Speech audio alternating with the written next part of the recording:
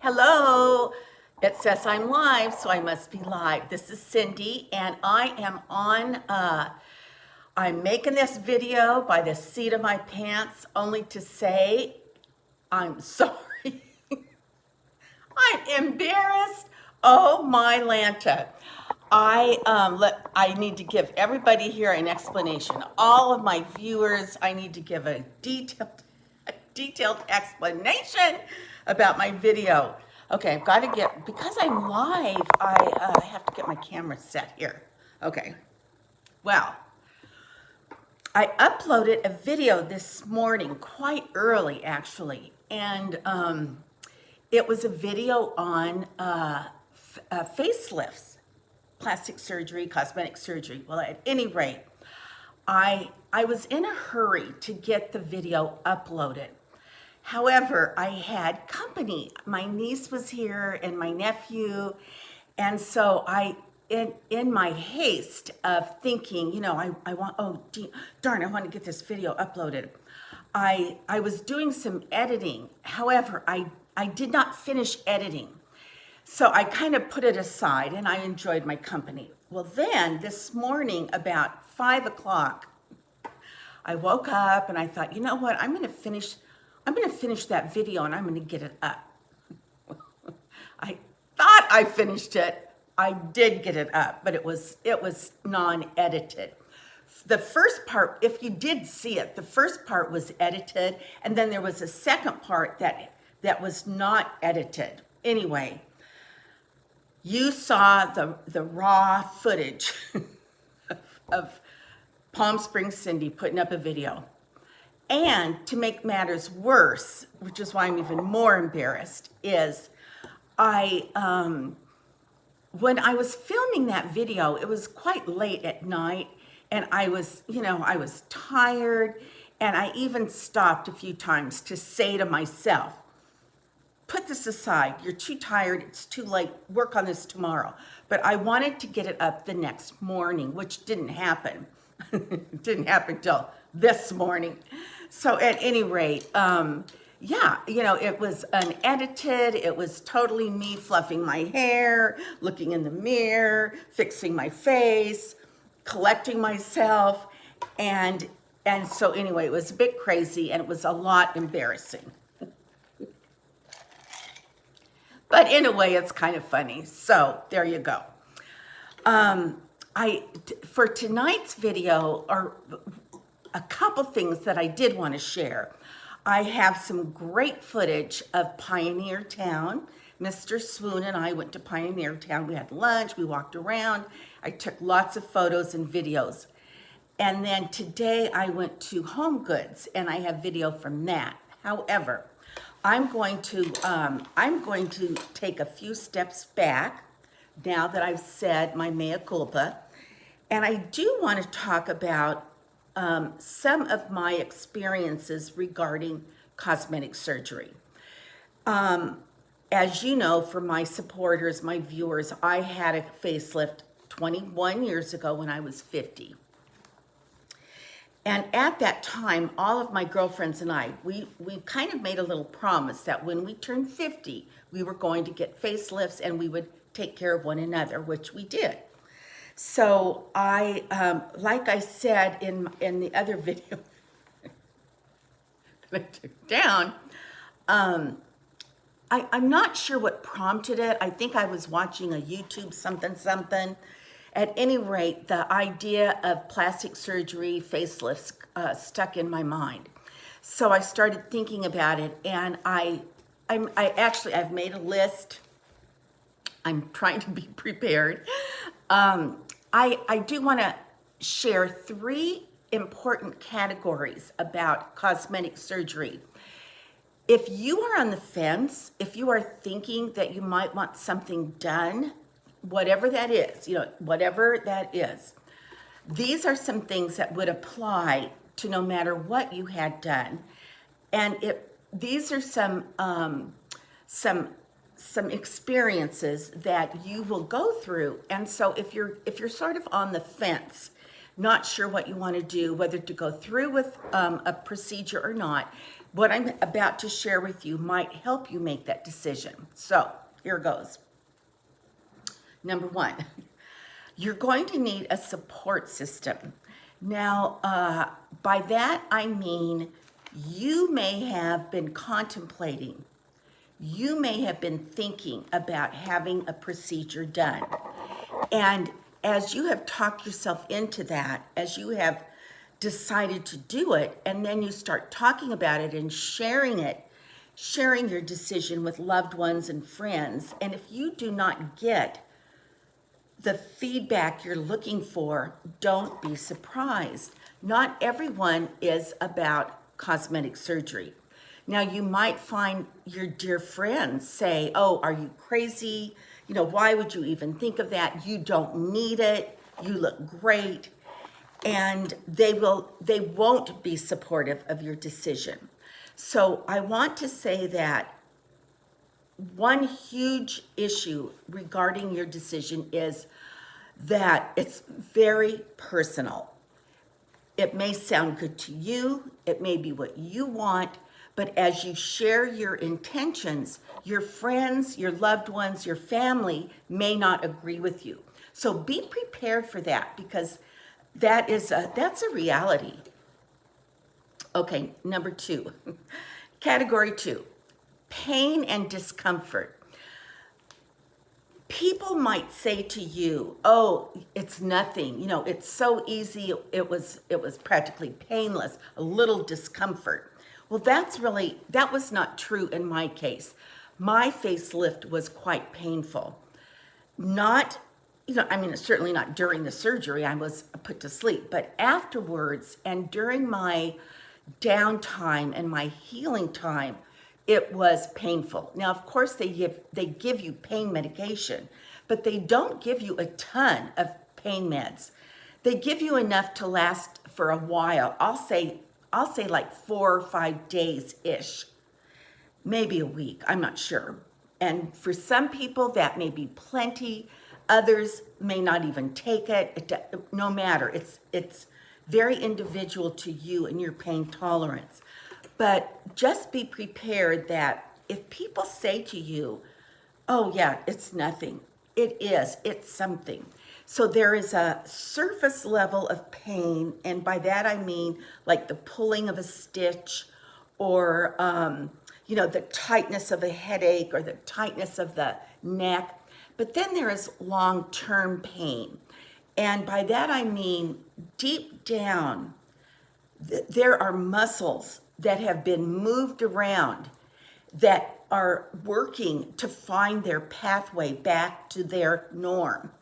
There is myofascial that is finding its way around the tissues of the inside of your skin. There is a lot of healing going on deep down, and that is painful. It's painful when you turn your head. It's painful when you sleep at night. It's painful when you are in conversation. It's painful when you exercise. Now, once again, everybody's pain tolerance is different, but that deep pain takes a long time to heal. And I'm going to say like a year, 9 months to a year to heal. And I'll talk a little bit more about that. At least it was in my case. All right, another thing I want to talk to you about is all the steps that you need to take for pre-surgery.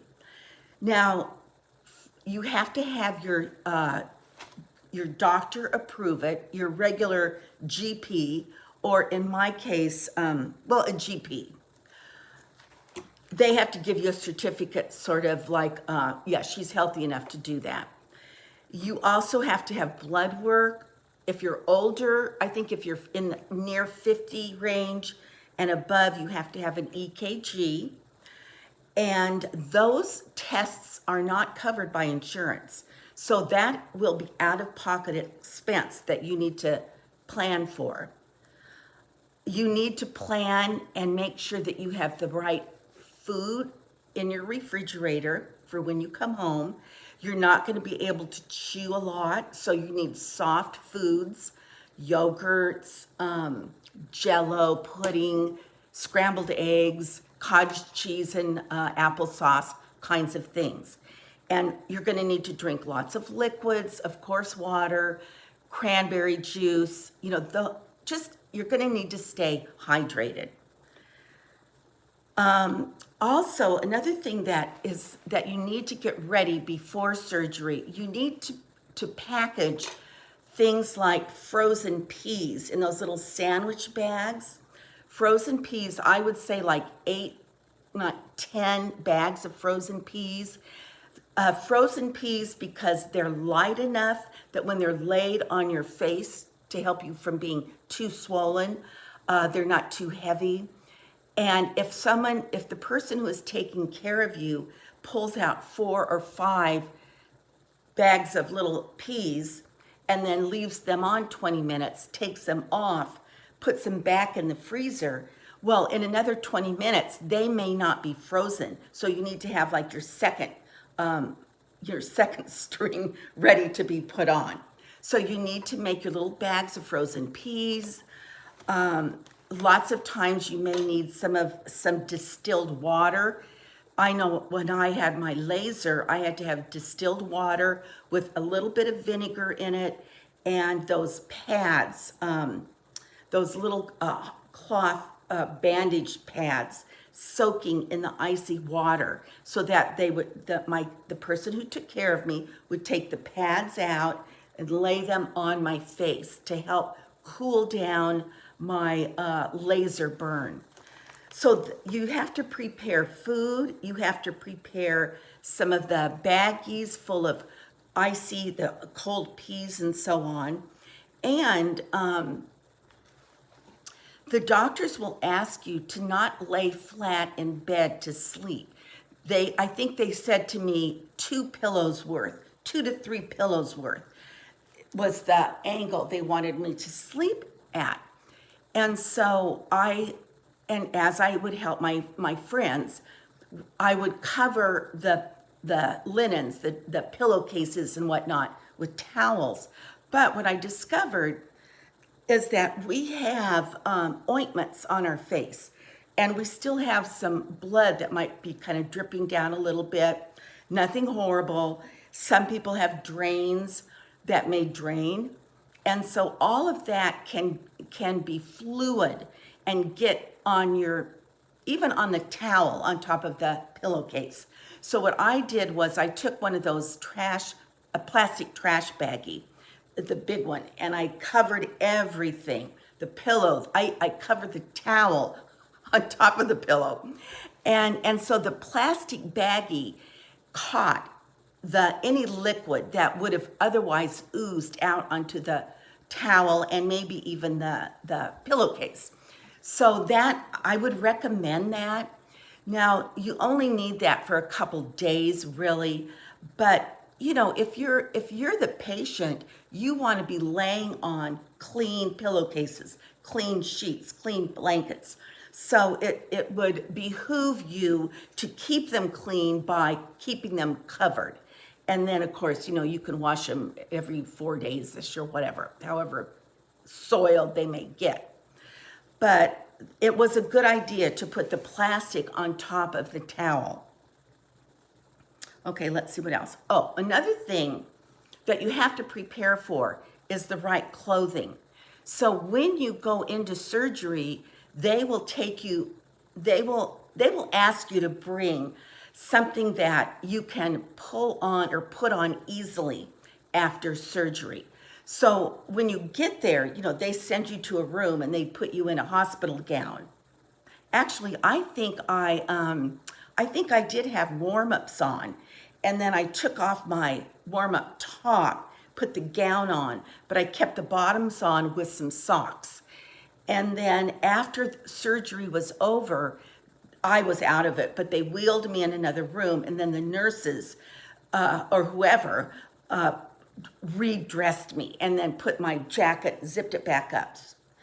And so once you get home from surgery, you're out of it. So you just want to roll into bed. And then then the very next morning, early, like 7:30, you have to report back to the doctor. And so you need something clean, to put on to get to the doctor's office. You don't want to get there with, blood-stained top or whatever.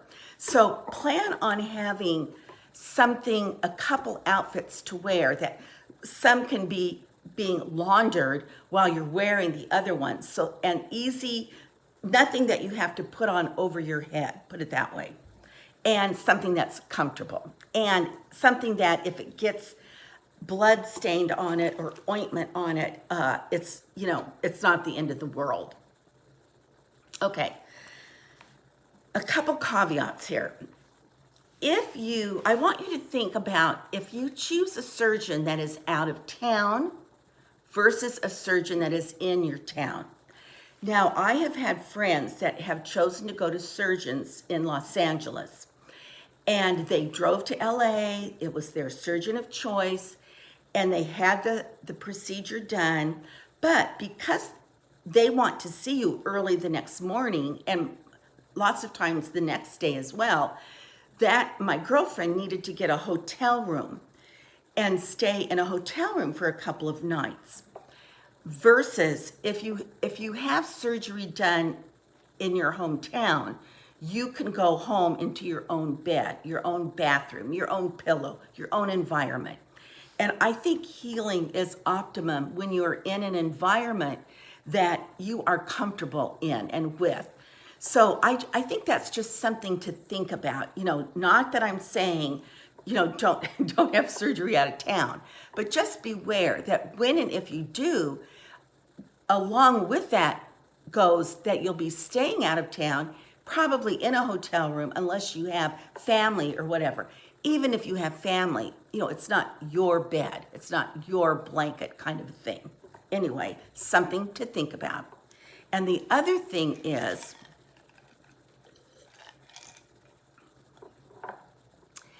I don't know how you're going to feel about this, but this was my case and my girlfriend's case as well.